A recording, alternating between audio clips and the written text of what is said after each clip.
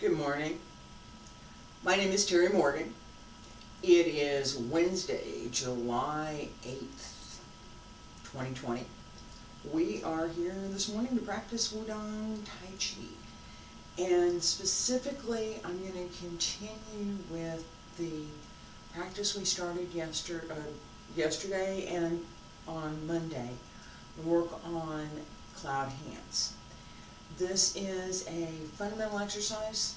The particulars are from Wudang Taiji, but the movements themselves, the intent behind them, and the applications generally are common to all Taiji systems.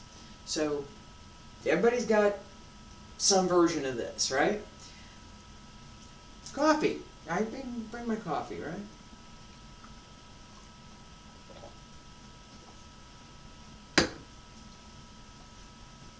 Alright. So I want to go ahead and start directly with what we're going to do with cloud hands today.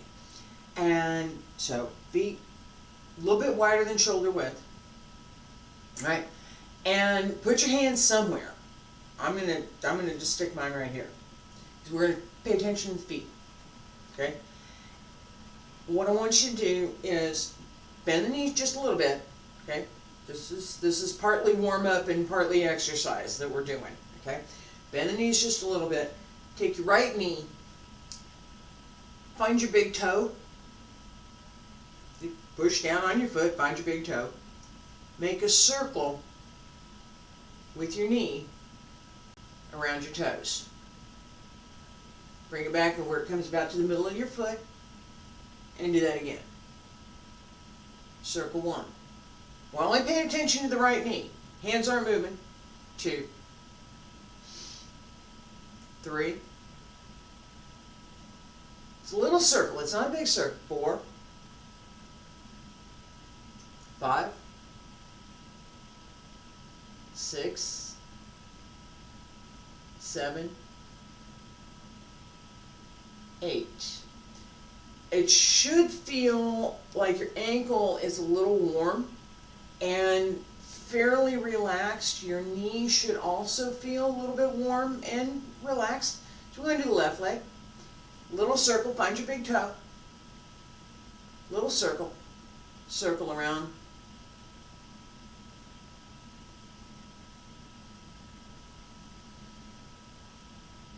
Just a little circle, and we're really trying not to move much other than the knee. The ankle has to move. There's no way to not have the ankle move a little bit, but we're not focused on moving the ankle and focused on the knee. One more time. Little circle. And stop it straight. All right, now, one of the most important joints in the body is your knee. If you have ever had a knee injury, you understand what I'm talking about. I've had a couple. So you want to warm up your knees. Make sure that you protect them, and the way to protect them is to always keep your knee over your toes. Doesn't go to the inside, it doesn't go to the outside. Don't turn your foot sideways and have your foot going this way and your knee goes this way. It's bad. Alright? We're going to do this again. This time, add the hips. No hands. Still no hands. Okay? So, right side, little circle. But this time, move the hip along with the knee. Before you just moving the knee, now we're moving the hip a little bit, right? So a little bit more turn there. 4, knee still stays right over the toes.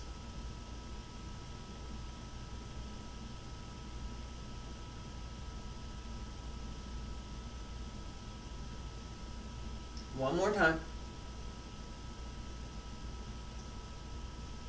Okay, and left side, same thing. This time let your hip go with.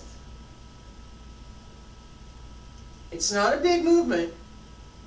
These are all small movements. Okay? The goal for this, 3, is to focus on that one part that's moving.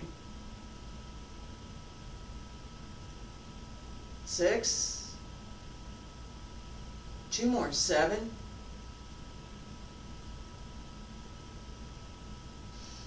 8, and relax.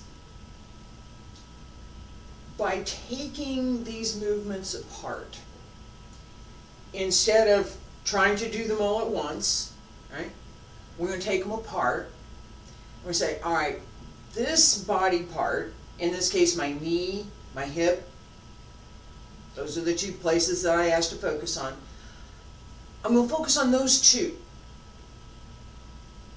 separately. We did the knee and the hip, knee first, then we did the hip, right?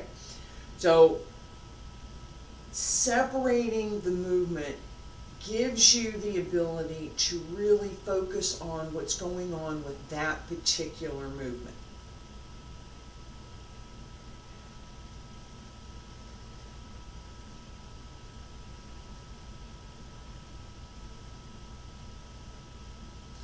Cloud hands, right? Legs are moving, hips are moving, waist is moving, arms moving, shoulders moving, everything's moving. How do you make that happen? How do you do that? How do you make that movement smooth? How do you make it continuous? And how do you create that sense of flow that we want for every Tai Chi system? My solution has been to go back to some of my old dance training, which says take it apart, analyze the movement. What's going on in that one particular movement? In order to do that, we've got to isolate all of the parts that are moving. So I spent a lot of time on Monday, I believe, with the hands and hand position and what we're doing. I spent a lot of time centering, talk about centering and working through the center of the body. As we're doing all of that in practice, right, you want times when you analyze those movements in detail, because it's the only way that you get to the detail is to look at it. Alright, in detail. What muscles are engaged? What muscle groups are engaged? What muscle groups are resting? Because if I'm doing this with my knee, everything else up here and over here is resting. This is the only thing that's working. Alright? That gives me the ability to focus in on those particular muscles. What does my knee really look like? Oh, well, I've got to engage some muscles here in the upper leg in order to start this turn, because there's tendons and ligaments up and down each side that actually help to control the placement of the knee. And then I need to engage some of the muscles in the back of the leg as well as in the lower leg to keep my body upright, right? This type of analysis gives us the ability to put that back into play when we're doing the whole exercise. The same as with paying attention to your breathing. The same as with paying attention to the shape of the movement. The same as with having in mind the applications so that you're using the correct type of force at each point in each movement. When you break it down into the small pieces, it becomes much more simple to understand all of the different components, everything that has to work together, and then put that back into the bigger picture of what you're trying to do with the whole movement. With that in mind, I'm going to turn around and practice cloud hands. Pay attention to your knee. Everything else is going to move. You're still doing the whole exercise, but your focus, put your focus on your knee, right about here, right? So from about here in the leg to about here in the leg, this whole area, pay attention to that. Feet a little bit wider than shoulder width. Stand straight. Relax the shoulders, relax the arms. Bend the knees. Open the hip.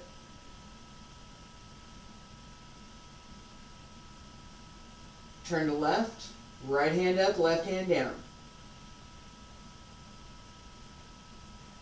Both hands turning, right hand turns over, right hand down, left hand up. Hang, ji, lu, an. Ward off, press, pull down, push.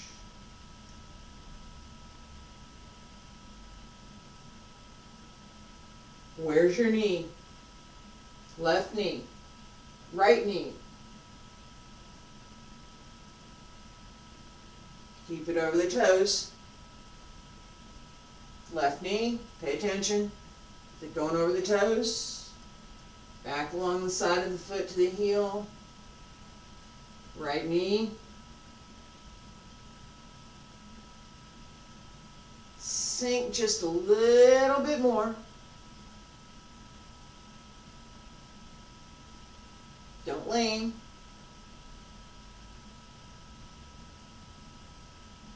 Use the back of the leg.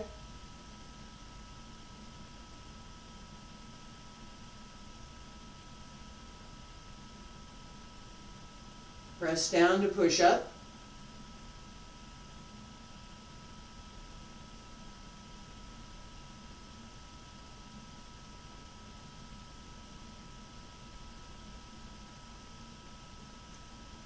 Keep going. And we're going to do another set. Keep going.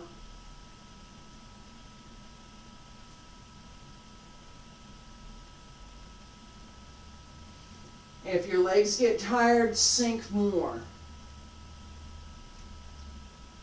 Try not to come up.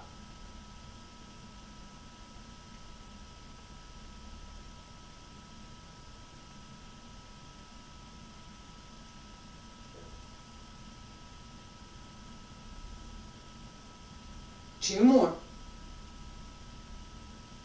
Sink. Ward off. Press. Pull down. Push.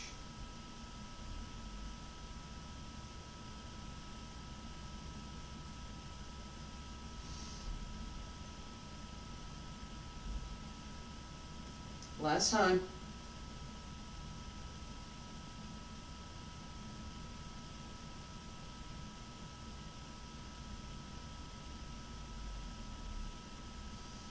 Right hand stays down, left hand comes center. Press up. All right. Part of what we're doing with this, right? As we're thinking about what's my knee doing in this particular move, right? As I turn here, what happens? So literally, what happens? From this point, my knee is relaxed. My weight's over here. Right?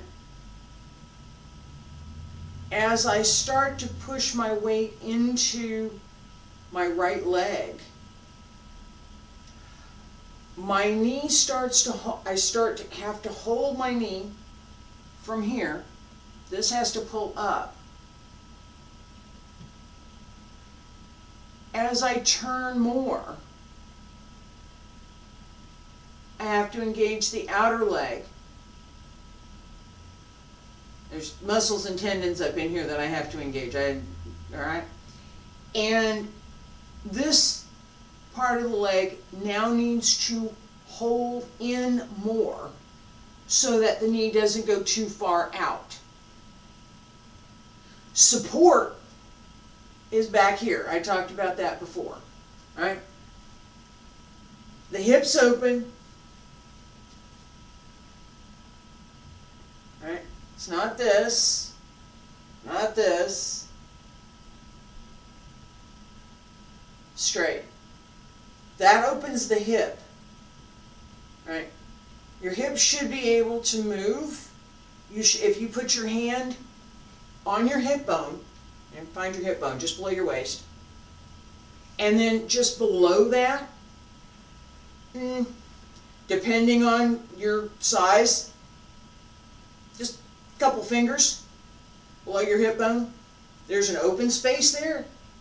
That's what you want to open. That's where your leg can open. Need to work on that. No.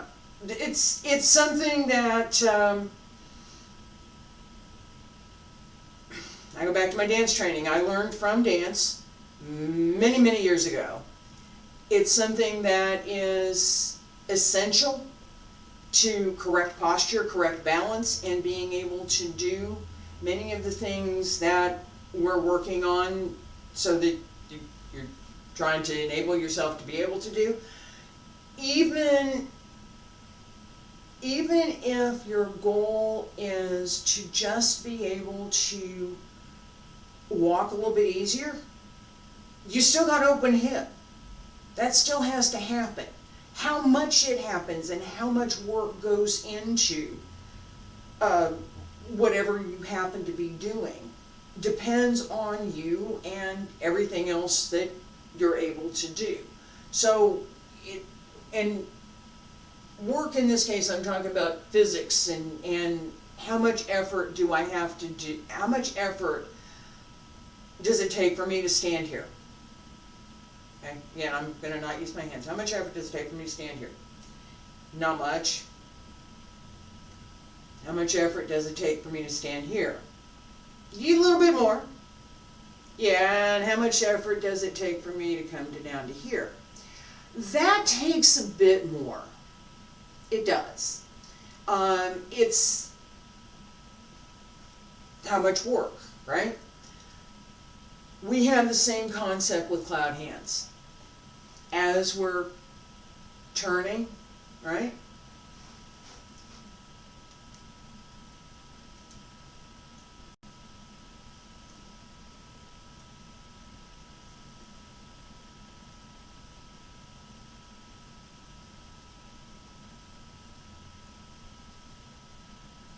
Optional.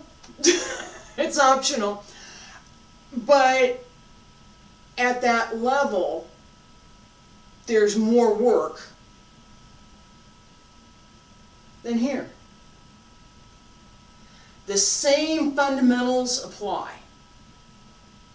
The hip has to be open, back has to stay straight, hips, if you're going lower, the hips absolutely have to be open because you have to be able to turn the leg inside them.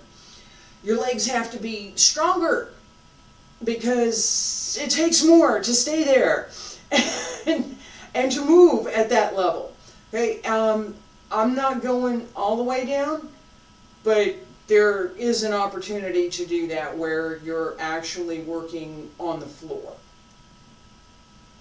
If you're younger and you're ambitious, we can go for it. I'm happy to coach somebody that wants to do that. We're going to stop here today. I will be back here tomorrow with Wudang Qigong, the first 4 exercises, and then on Friday, the next 4.